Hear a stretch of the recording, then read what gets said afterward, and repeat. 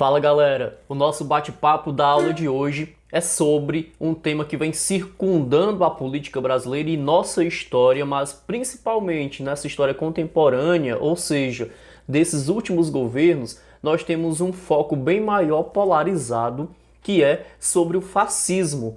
Então, nesse contexto do fascismo, a gente entra em alguns exemplos que vêm a chocar a nossa sociedade, exemplos radicais, exemplos que chegam a gerar também violência. Então, em mais um momento desse, nós temos que ter cuidado para compreender suas explicações históricas.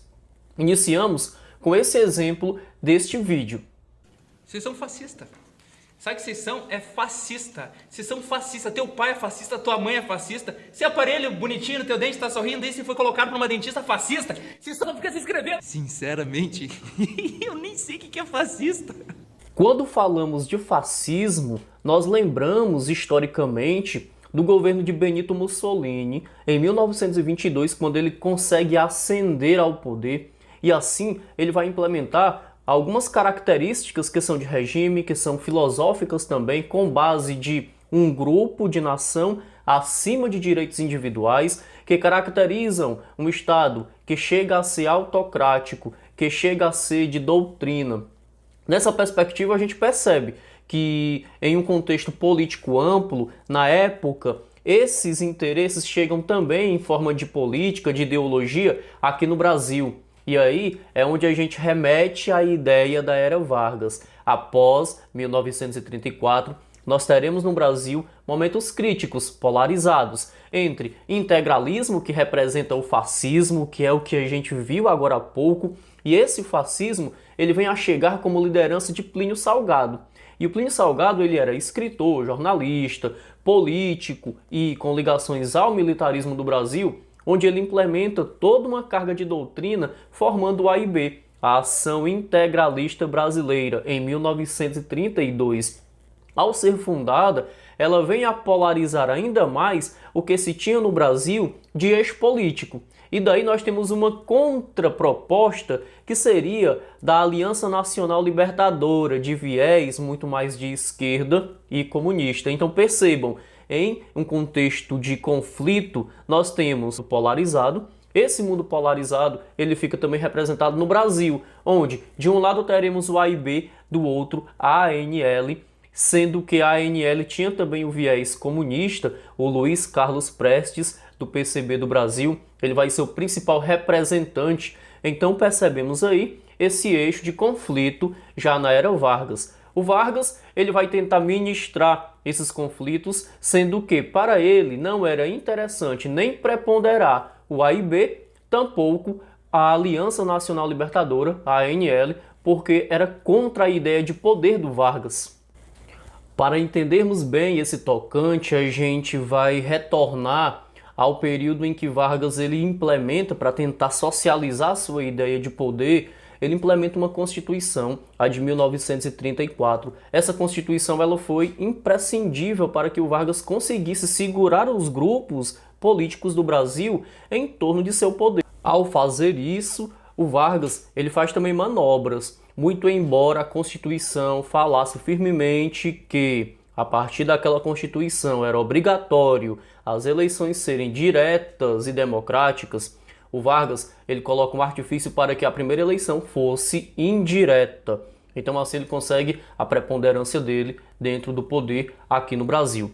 Em torno de perspectiva de outros meios, e aí vem a questão dos eixos políticos, o fascismo, da Ação Integralista Brasileira. A gente tem o comunismo com a Aliança Nacional Libertadora. Então, esse período pós-1934 é um período em que o Brasil fica também polarizado, a exemplo do mundo na época. Então, jovens, é bom a gente analisar o seguinte ponto dentro da Ação Integralista Brasileira. Vamos lá.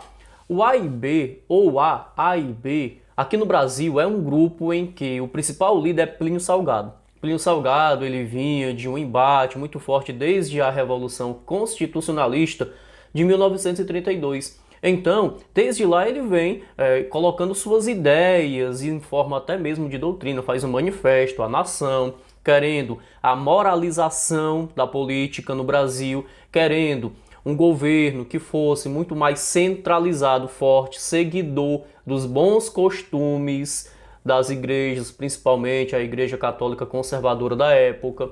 Então Plínio ele vem a implementar isso. Símbolos como o sigma, a letra grega, que significa agregação, união, o Anauê, onde eles faziam uma reverência ao grande líder, assim como lá no nazismo de Hitler, o Heil Hitler, o Heil Führer, e aqui seria Anauê, com o braço esticado.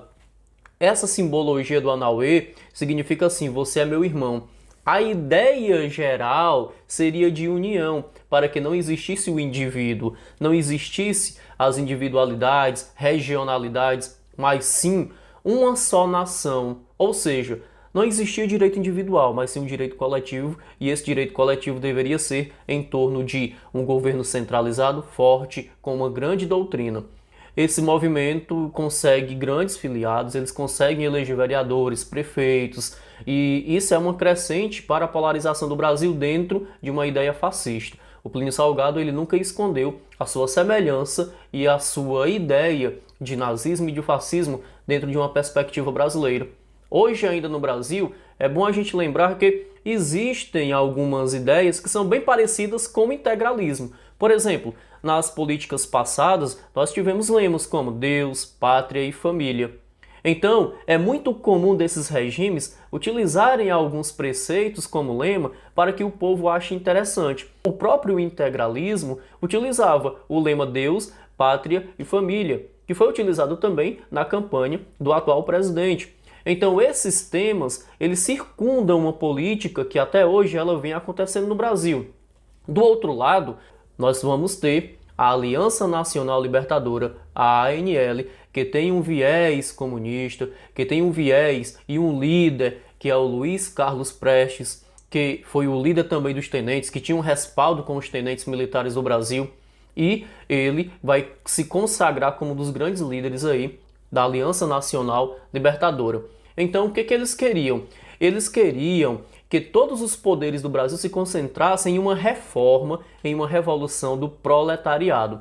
O Luiz Carlos Prestes, inclusive, ele vai à União Soviética na época, ele vai receber treinamento, ele vai receber também várias indicações e ele fala dentro dos sovietes que é possível sim no Brasil trazer uma revolução como acontecera lá na Rússia.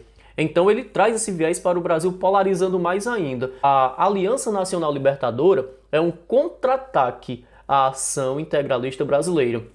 Então nós temos um período do Brasil bem polarizado na política. A Aliança Nacional Libertadora, juntamente com o Partido Comunista do Brasil, programava aqui algumas reformas. Por exemplo, eles queriam que a dívida externa fosse extinta.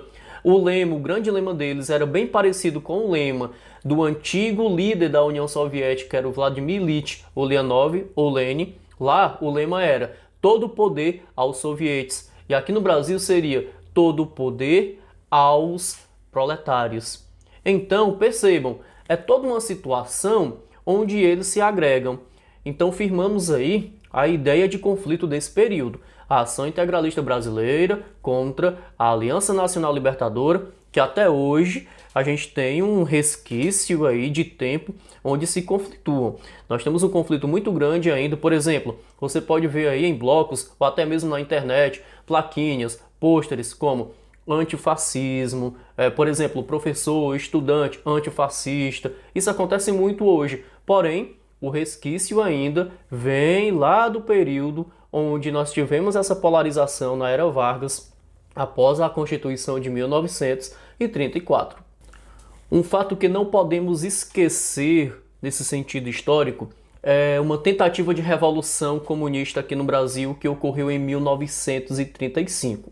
O levante foi comandado por Luiz Carlos Prestes. É bom lembrar, mais uma vez, ele havia ido para a União Soviética receber treinamento e os soviéticos acreditaram na ideia do Luiz Carlos Prestes. Mas veja bem, ele cometeu um equívoco. Ele falou para os soviéticos que aqui no Brasil daria certo uma revolução do proletariado. Todo o poder, a ANL era o lema, aos proletários. Porém, esses proletários, eles estavam satisfeitos com a política trabalhista que o Vargas estava implementando. Os direitos aos trabalhadores estavam começando a sair e o Vargas foi o pai disso. Então, o Vargas já tinha os trabalhadores, de certa forma, a favor dele. Então fica difícil para o Luiz Carlos Prestes pegar apoio para que fizesse essa revolução. Mas ele tenta. A tentativa é chamada de intentona, é um termo pejorativo. Intentona é algo que não dá certo, é algo que chega a ser inútil. Essa intentona comunista foi uma tentativa de revolução no Brasil que foi falida. Essa tentativa ocorre aonde? Rio Grande do Norte, ocorre também em Pernambuco e no Rio de Janeiro. Ambas falham nesses 3 locais e na maior parte nós temos aí os comunistas da ANL sendo capturados e também presos. Um fato interessante que é bom ligar que nesse meio termo todo nós temos Olga Benária e sua importância. Olga Benário era uma agente da União Soviética, ela vem dar suporte aqui para Luiz Carlos Prestes na tentativa de revolução. Ela também vai ser capturada e na época Vargas, como tinha uma relação até próxima da Alemanha, manda a Olga para os campos de concentração da Alemanha e lá acontece o seu fim, sua morte. Inclusive é bom salientar também que sua filha, que também era filha de Prestes, ela consegue ser salva e ela veio para o Brasil e se tornou uma grande historiadora também, só a termo de curiosidade. Mas essa tentativa de revolução ela ocorreu, porém ela ficou apenas na tentativa. Ela foi, digamos que, abafada pelas forças governistas. O Vargas consegue, nesse momento, abafar o movimento e ele mantém o seu poder. Logo depois, que é assunto para a próxima aula, o Vargas ele vai se utilizar do termo COI, do plano COI, e de forma até de fake news para a época, digamos que seja uma das fake news mais antigas do Brasil. Ele utiliza o argumento do plano COI para implementar o seu Estado Novo, que é a ditadura varguista, mas isso é assunto para um outro momento. Galera, esse foi o nosso bate-papo de hoje. Fiquem com Deus e até a próxima.